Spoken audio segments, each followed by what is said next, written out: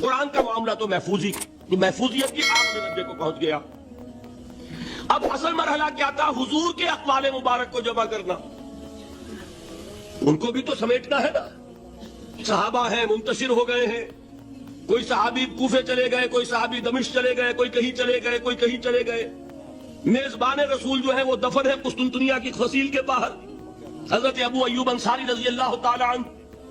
اب ان سب کے پاس، کسی کے پاس اتنی احادیث، کسی کے پاس اتنی احادیث، ان کو جمع کرنے کا کام، پھر چھان پھٹک کرنے کا کام، پھر مرتب کرنے کا کام یہ کس نے کیا؟ محدثین کرام نے. بہت بڑے محسن ہیں اس امت کے محدثین کرام، پوری زندگیاں کھپائیں. ایسا بھی ہوا ہے ایک صحابی مدینے سے چلتے ہیں، ایک محدث مدینے سے چلتے ہیں، انہیں معلوم ہوتا ہے کہ ایک صحابی دمشق میں ہے. ایک حدیث وہ بیان کرتے ہیں، ذرا باریک باتیں سمجھ لیجئے گا. ان کو وہ حدیث معلوم تھی، لیکن وہ حدیث 3 راویوں کے راستے سے آ رہی تھی. ان کے پاس جو حدیث تھی وہ 2 راویوں کے حوالے سے تھی. اب وہ جاتے ہیں اور وہ بیت المقدس کا اور وہ دمشق کا سفر کرتے ہیں صرف اس حدیث کو سننے کے لیے. سواری سے اترتے بھی نہیں. میں نے سنا ہے آپ حضور کی یہ حدیث بیان کرتے ہیں. جی ہاں، ذرا مجھے سنا دیجئے. سنا دیا. ویسے ہی اپنے اونٹ کی جو ہے گردن موڑ لی کے واپس. بھائی اترو، ٹھہرو، قیام کرو. نہیں، میں صرف ایک حدیث رسول تم سے سننے کے لیے آیا تھا. میں اپنے اس سفر میں کوئی اور مقصد جمع نہیں کرنا چاہتا. یہ کام کیا محدثین نے. بہرحال میں اس وقت جمع و تدوین حدیث کے موضوع پر میری گفتگو نہیں ہے، لیکن چونکہ ہمارے اس جدید دور کے فتنوں میں ایک فتنہ ہے انکار حدیث کا. لوگ سمجھتے ہیں جیسے کہ ڈرائنگ روم میں بیٹھے ہوئے آرام سے کتابیں پڑھتے ہیں، شاید ایسے ہی محدثین کا کام تھا. انہوں نے جس طرح زندگیاں لگائی ہیں اور جس طریقے سے حدیث کو جمع کرنے کے لیے مشقتیں جھیلی ہیں، اس کا آج ہم تصور نہیں کر سکتے. اچھا، وہ تو محدثین کرام ہیں. ان میں بھی اب ایک کا نام نوٹ کر لیجئے. چوٹی پہ کون ہے؟ امام بخاری، امام مسلم، امام ترمذی، امام احمد ابن حنبل، امام ابن ماجہ، امام ابو داؤد، سب ہیں. لیکن چوٹی پر رئیس المحدثین کون ہے؟ امام بخاری. اچھا، اب تیسرا طبقہ ہے ہمارے ہاں، دوسرا، وہ ہے فقہا. قرآن بھی جمع ہو گیا، حدیث بھی آ گئی. اب اس سے احکام نکالنے بھی تو ہے نا. استدلال کرنا ہے، حدیثوں کو جوڑنا ہے، قرآن کے ساتھ ان کا ربط تلاش کرنا ہے، اور پھر کوئی حکم تلاش کرنا ہے، اجتہاد کرنا ہے. یہ کام جنہوں نے کیا انہیں ہم کیا کہتے ہیں؟ فقہائے کرام. اور ان میں بہرحال جو لوگ یہاں جمع ہیں، مجھے یقین ہے کہ وہ اس بات کو تسلیم کرتے ہوں گے کہ ان میں چوٹی پر ہیں امام ابو حنیفہ رحمۃ اللہ علیہ، امام اعظم. ٹھیک ہے، کسی کی رائے ذرا مختلف بھی ہو سکتی ہے. کوئی شافعی مسلک کا ہے تو امام شافعی کو بہرحال وہ اونچا درجہ دے گا. مالکی مسلک کا ہے تو امام مالک سے اسے زیادہ نسبت ہے. لیکن واقعہ یہ ہے، پوری دنیا نے تسلیم کیا ہے کہ قانون کا جتنا سینس امام ابو حنیفہ کو ہے. قانون ایک علیحدہ شے ہے، اخلاقیات علیحدہ چیز ہے. ایک شے کا اخلاقی تقاضا کچھ اور ہے، قانونی تقاضا کچھ اور ہے. آپ کو کسی نے تھپڑ مارا، اخلاقی تقاضا کیا ہے؟ معاف کر دو بھائی. اور قانونی تقاضا کیا ہے؟ جوابی تھپڑ رسید کرو. اس لیے کہ اگر یہ نہیں کرو گے تو اس کی ہمت افزائی ہوگی، یہ کسی اور کو بھی تھپڑ مارے گا. قانون کا تقاضا یہ ہے، السن بالسن، دانت کا بدلہ دانت، والأذن بالأذن، کان کا بدلہ کان. قانون یہ ہے. اور اخلاق کا تقاضا کیا ہے؟ فَإِن تَعْفُوا وَتَصْفَحُوا وَتَغْفِرُوا، اگر تم بخش دو، معاف کر دیا کرو، لوگوں سے درگزر کیا کرو. فَإِنَّ اللَّهَ غَفُورٌ رَحِيمٌ، تو اللہ بھی تو غفور الرحیم ہے. تقاضے متضاد ہو گئے کہ نہیں؟ کسی معاملے کے اخلاقی پہلو کو پر نظر رکھنا یہ اور مزاج ہوگا، اور کسی معاملے کے قانونی پہلو کی گہرائی میں اترنا یہ اور مزاج ہے. میں اپنا احساس عرض کر رہا ہوں، اور دنیا میں جو بات مانی گئی ہے کہ جس کا نام لیگل سینس ہے، قانون کا ایک فہم، اس میں دنیا کا کوئی شخص مقابلہ نہیں کر سکتا امام ابو حنیفہ کا. آپ صحابہ کو ان سے مستثنیٰ کر دیجئے، ظاہر بات ہے انبیاء اور رسولوں کا معاملہ نہیں ہے، تو باقی انسانی نوع انسانی کے اندر امام ابو حنیفہ کا پلے کا کوئی شخص، ان کے برابر کا کوئی شخص قانون کا فہم رکھنے والا آج تک پیدا نہیں. تو سید الفقہاء کون ہوئے؟ امام ابو حنیفہ. اور رئیس المحدثین کون ہے؟ امام بخاری. یہ ساری جو میں نے اس وقت آپ کو تمہید بیان کی، وہ اس مسئلے کے لیے پریشان کن مسئلہ یہ ہے کہ امام ابو حنیفہ کی طرف یہ بات منسوب ہے کہ وہ یہ فرماتے ہیں الایمان قول، ایمان نام ہے صرف قول کا، عمل اس میں زیر بحث نہیں آتا، ولا یزید ولا ینقص، وہ ایمان نہ گھٹتا ہے نہ بڑھتا ہے۔ ایک سٹیٹمنٹ سمجھ میں آ گیا نا؟ اب دوسرا سٹیٹمنٹ سنیے، وہ ہے امام بخاری کا، رئیس المحدثین کا، الایمان قول وعمل، ایمان نام ہے قول اور عمل کے مجموعے کا، قول اور عمل دونوں چیزیں ایمان میں شامل، وَيَزِيدُ وَيَنْقُصُ، وہ گھٹتا بھی ہے بڑھتا بھی ہے۔ ایک مسلمان کو پریشان ہو جانا چاہیے کہ نہیں؟ ایمان جیسی بنیادی بات، سارا قصر تو یہیں سے تعمیر ہونا ہے، جڑ بنیاد ایمان ہے۔ ایمان کے بارے میں کوئی 14ویں صدی کے 15ویں صدی ہجری کے کوئی علماء ہو، بڑے سے بڑے ہو، ان کا اختلاف ہو جائے تو تشویش نہیں ہوگی۔ یہ کن کے درمیان اختلاف ہو رہا ہے؟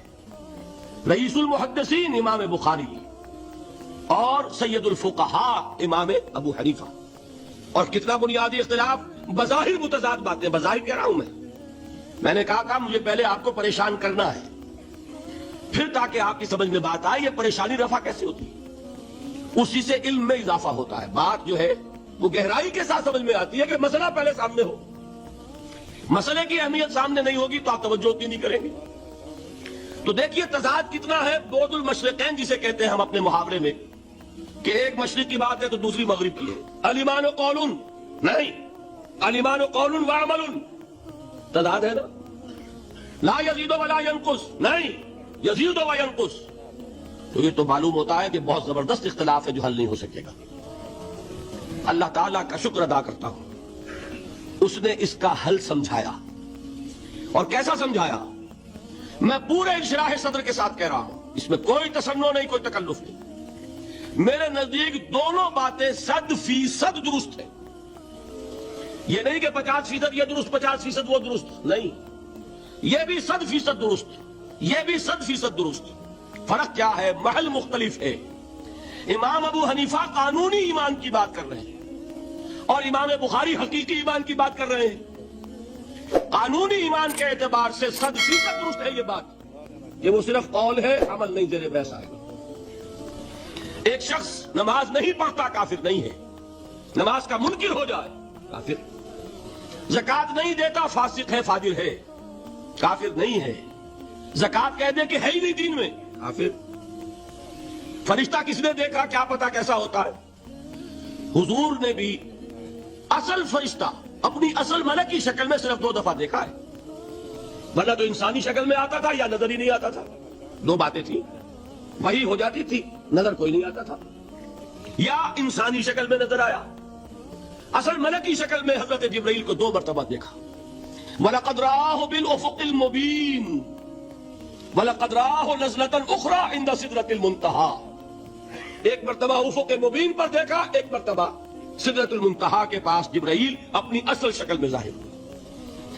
اب ظاہر بات ہے ہم نے تو نہیں دیکھا نا، لیکن ہم مانتے ہیں جبرائیل کو، مانتے ہیں فرشتوں کو، نہیں مانیں گے کافر ہو جائیں گے۔ تو معلوم ہوا کہ قانونی ایمان جس پر دار و مدار ہے کفر اور اسلام کا، اس کا کل دار و مدار صرف قول پر ہے، ماننے پر ہے، اقرار باللسان پر ہے۔ یہ بات آپ نے سنی ہوگی، امام ابو حنیفہ کا قول ہے 100% درست کہ گناہ کبیرہ سے بھی انسان کافر نہیں ہوتا، کبیرہ گناہ ہے، شراب پی ہے کافر نہیں ہے، حد لگا دو۔ حضرت عمر نے اپنے بیٹے پر حد جاری کی، ایک مرتبہ مصر میں حد جاری ہو چکی تھی، لیکن حضرت عمر کو احساس ہوا کہ وہاں شاید رعایت کی گئی ہوگی خلیفہ کے بیٹے پر حد جاری کرنے میں، لہذا پھر بلایا اپنے پاس اور دوبارہ حد جاری کی۔ حد جاری کرو لیکن کافر نہیں ہوگا۔ اگر کسی سے زنا ہو گیا ہے، میں آپ کو واقعہ سنا چکا، غامدی خاتون، حد جاری ہو جائے گی، لیکن یہ کہ اس کو کافر نہیں کہہ سکتے، کافر کیا کہیں گے، میں تو سنا چکا آپ کو۔ بعض لوگ آج یہ بھی کہہ دیتے ہیں کہ یہ تو ایک ایسی ہی افسانوی شخصیت ہے، کوئی اس کا وجود ہی نہیں تھا، بڑی زیادتی کرتے ہیں، خاص طور پر ہمارے بعض اہل تشیع یہ کہتے ہیں، حالانکہ ان کی کتابوں کے اندر درج ہے کہ حضرت علی نے عبداللہ ابن سبا اس کے 40 ساتھیوں کو آگ میں زندہ جلوایا۔ رجال کشی کے اندر دیکھ لیجیے لکھا ہوا موجود ہے.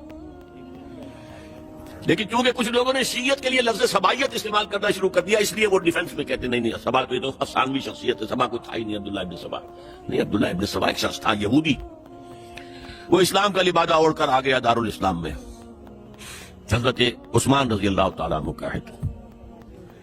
اور ایک مغالطہ میں چاہتا ہوں کہ ان دی فرسٹ انسٹنس دفاع کر دوں. عام طور پر اتنی غلط طریقے سے تاریخ بیان ہوئی ہے کہ حضرت عثمان کے عہد خلافت کو سمجھتے ہیں پورا کا پورا عہد خلافت غالباً فتنوں ہی کے اندر تھا اور اختلافات ہی تھے اور خانہ جنگ. معاذ اللہ، ایسا نہیں تھا. طویل ترین دور جو ہے دور خلافت حضرت عثمان کا ہے، 12 سال. حضرت ابو بکر کے 2.5 سال، حضرت عمر کے 10 سال. دونوں کو جمع کریں گے تو عثمان کا. اور اس میں 10 سال بالکل اسی شان کے ہیں جو حضرت عمر کے خلافت کے شان، کوئی اختلاف نہیں. اور فتوحات کا دائرہ بڑھتا چلا جا رہا ہے، تھمتا نہ تھا کس چیز سے سیل رواں ہمارا. اس کے آخری ایام میں یہ شخص آیا اور اس نے ایک تو یہ کیا کہ پرانی جو قبائلی عصبیت تھی اس کو زندہ کیا. خلافت تو بنو ہاشم کا حق ہے، محمد ہاشمی تھے صلی اللہ علیہ وسلم. ہاؤ کم یہ ایک بنو امیہ کا شخص کیسے بیٹھا ہے؟ دیکھیے اس شخص نے کتنا انتظار کیا. حضرت ابو بکر بنو امیہ میں سے نہیں تھے، لہذا یہ فتنہ اس کے خلاف نہیں ہو سکتا تھا، کیونکہ چشمک جو تھی وہ بنو امیہ اور بنو ہاشم کی تھی، بڑی پرانی تھی. یہ بڑے برابر کے یہ دو کلینز جو تھے مد مقابل تھے ایک دوسرے کے. باقی چھوٹے قبیلے تھے، بنو تیم ہیں، بنو عدی ہیں، لیکن مقابلہ تھا بنو امیہ اور بنو ہاشم کا. حضرت ابو بکر بنو تیم میں سے، حضرت عمر بنو عدی میں سے، بنو امیہ میں سے حضرت عثمان. اب اس کو موقع ملا، اب آیا یہ اموی، یہ بن گیا. یہ سب غاصب ہیں، ابو بکر بھی، عمر بھی، عثمان بھی.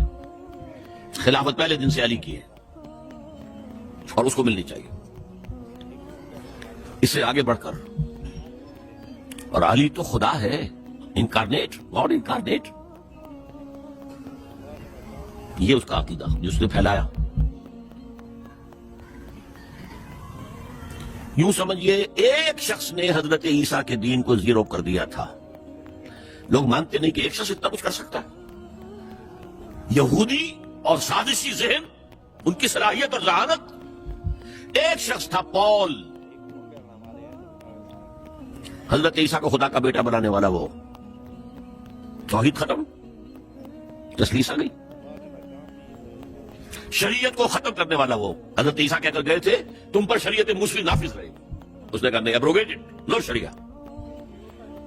نمبر 3، حضرت عیسیٰ نے کہا تھا تمہیں تبلیغ کرنی ہے صرف یہودیوں تک.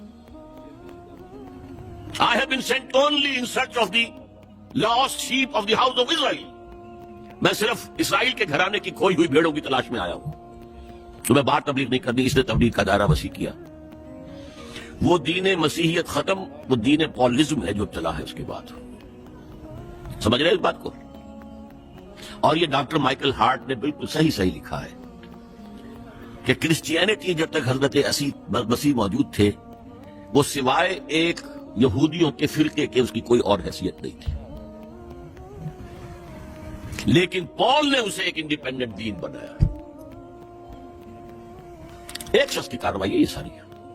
اور آج پوری دنیا، پوری عیسائی دنیا اسی پر ہے، تسلیس پر بھی، اور شریعت ختم، اور دعوت جو ہے کرتے پھر رہے ہیں پوری دنیا کے اندر. اسی طرح اس نے کیا، قبائلی عصبیت کو چھیڑا اور حضرت علی کا مبالغہ کیا یہ خدا ہے، اوتار، گاڈ انکارنیٹ. تیسرا کام کیا کیا کہ حضرت عثمان رضی اللہ تعالی عنہ اور ان کے جو عاملین تھے، گورنر کوفے کا ہے، گورنر شام میں دمشق میں ہے، گورنر مصر میں ہے، ان کے خلاف پروپیگنڈا شروع کیا. یہ بیت المال میں خیانت کر رہے ہیں، یہ غبن کر رہے ہیں، یہ اپنے عزیزوں کو جو ہے پال رہے ہیں، ان کو دے رہے ہیں، وہ اقربا پروری کر رہے ہیں، اور یہ کر رہے ہیں. اور ٹیکنیک کیسی عجیب. کوفے میں کوفے کے گورنر کے خلاف بات بھی کریں گے، دمشق اور مصر کے گورنر کے خلاف بات کریں گے. اب کہاں دنیا کے پاس ذرائع تھے کہ کوئی ویریفائی کرے بھائی یہ بات صحیح ہے کہ نہیں ہے، غلط ہے؟ نہ کوئی ذرائع رسل و رسائل ہے. اور اگر آپ کوفے میں کھڑے ہو کر عثمان نے یہ کر دیا، عثمان نے یہ کر دیا، عثمان نے یہ کر دیا، یہ کر دیا، اب کون اس کو جو ہے اس کی تحقیق کر سکے گا؟ دمشق میں گئے ہیں تو دمشق کے گورنر کے خلاف کچھ نہیں، عثمان کے خلاف اور کوفے کے گورنر کے خلاف اور مصر کے گورنر کے خلاف. مصر میں گئے ہیں تو اس کے خلاف کچھ نہیں، دمشق اور کوفے کے گورنر کے خلاف اور عثمان کے خلاف. اور پھر ہر طرف سے بلوائیوں کو لا کر گھیراؤ کر لیا حضرت عثمان کے گھر. یہ تحریک ہے جو بہت زبردست کامیابی سے ہمکنار ہوئی. یہودی سازش. اب تمام صحابہ کہہ رہے ہیں حضرت عثمان سے کہ آپ ہمیں موقع دیں کہ ہم ان کا سر کچل دیں. آپ فرماتے نہیں, یہ مجھ پر الزام لگا رہے ہیں نا, میں وضاحت کرتا ہوں. اپنے گھر کی چھت کے اوپر کھڑے ہو کر آپ نے کہا دیکھو یہ میں نے نہیں کیا, یہ میں نے نہیں کیا, میرے یہ احسانات بھول گئے ہو. حضرت علی نے مسجد نبوی میں کھڑے ہو کر جتنے الزامات لگائے تھے ان سب کی طرف سے برات کا معاملہ کیا. یہ جھوٹ کہہ رہے ہو تم, عثمان پر کوئی غلطی جو ہے کوئی خیانت ثابت نہیں. لیکن جنگ کی اجازت حضرت عثمان نہیں دے رہے. یہ میرے خون کے پیاسے ہیں نا, جب تک قتل نہیں کر لیتے جرم کہاں ہے؟ جب قتل کر لیں گے تم قصاص لے لینا. لیکن میں کسی کلمہ گو کی جان نہیں لینا چاہتا, صرف اپنی جان کے تحفظ ہوں.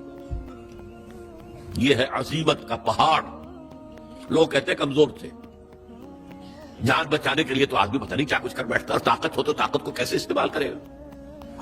حضرت امیر معاویہ کی طرف سے پیغام پر پیغام آ رہے ہیں کہ آپ ہمیں اجازت دیں میں فوجیں بھیجوں اور ان کا قلع کما کر دیا جائے. حضرت عمرو بن العاص کا پیغام آ رہا ہے مصر سے, آپ ہمیں اجازت دیں. طلحہ زبیر علی اجازت مانگ رہے ہیں مدینے کے اندر, آپ اجازت دیں کہ ہم جنگ کریں ان سے. نہیں. آخر کار حضرت علی نے دونوں بیٹوں کو, حضرات حسنین, حضرت حسن حضرت حسین, دروازے پر کھڑا کر دیا. پہرے دار حضرت عثمان کے, حضرت حسن حضرت حسین کہ کوئی گھر میں داخل نہ ہونے پائے. پچھواڑے سے آئے ہیں اور شہید کیا ہے. میرے نزدیک تاریخ کی مظلوم ترین شہادت بمانی مقتول فی سبیل اللہ وہ حضرت عثمان. بلکہ میں جرات کر رہا ہوں ذرا, آپ کو معلوم ہے علامہ اقبال سے مجھے کتنا تعلق قلبی ہے.